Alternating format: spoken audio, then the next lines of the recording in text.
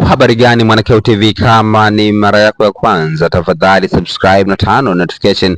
Karibu katika ulimwengu wa siasa. Jina langu ni Dwakeo TV.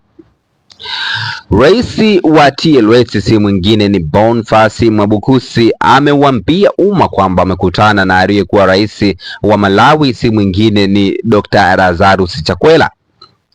Boniface Mwabukusi ameandika ujumbe mfupi baada ya kukutana na rais wa Malawi mstaafu ambaye ni Lazarus Chakwera.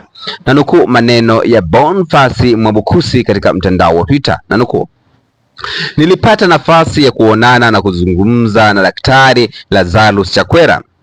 Nilipata nafasi ya kuonana na kuzungumza na Mheshimiwa Dr. Lazarus Chakwera, mwakilishi na katibu mkuu wa Commonwealth, yani Jumuiya ya Madola, na kuzungumzia kiini cha tukio baya kabisa la mauaji ya halaiki la Oktoba 29 mwaka 2025 na matukio mengine ambata ya kabla na baada, ikiwemo watu kutekwa na kupotezwa.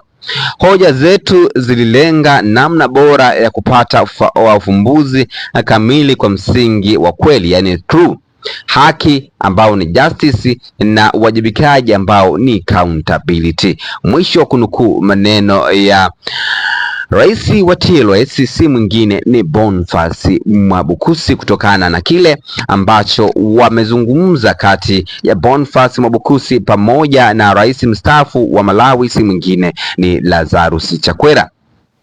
Una maoni gani kama Mwanakeo TV? Ningependa kuona maoni yako katika sehemu ya maoni hapo, ukitoa nini mtazamo wako kutokana na chapisho hili ambalo Boniface Mwabukusi amelichapisha katika mitandao ya kijamii kwamba amepata nafasi ya kuonana na rais mstaafu wa Malawi si mwingine ni Lazarus Chakwera, na umepata nafasi ya kuzungumza mambo mengi, mambo ya Oktoba 29, lakini pia na matukio mengine kabla na baada ya Oktoba 29. Tukutane wakati ujao katika masuala ya kisiasa. Jina langu ni Dwakeo TV. Kama ni mara yako ya kwanza, na kukumbusha tena uweze kusubscribe, lakini pia unaweza kushusha ujumbe wako katika eneo la kuandika maoni hapo. Tukutane wakati ujao katika masuala ya kisiasa. Bye bye.